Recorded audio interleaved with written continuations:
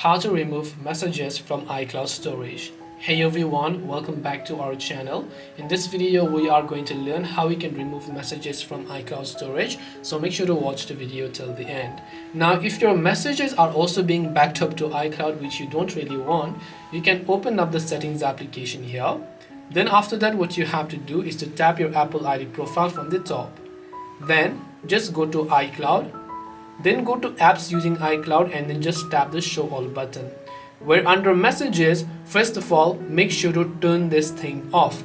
Once you turn that off, in the future, it will not get backed up to iCloud and synced with iCloud. But now, we want to delete the current ones that are already backed up. So to do this, you open your browser instead and go to iCloud.com. When you open your browser and go to iCloud.com, here you should also be able to see the messages that has been backed up to iCloud. Now in my case, I don't have any messages, but if it is backed up to iCloud, you'll find those messages here, which you can simply choose to go ahead and long press and then tap the delete option to delete those messages from iCloud.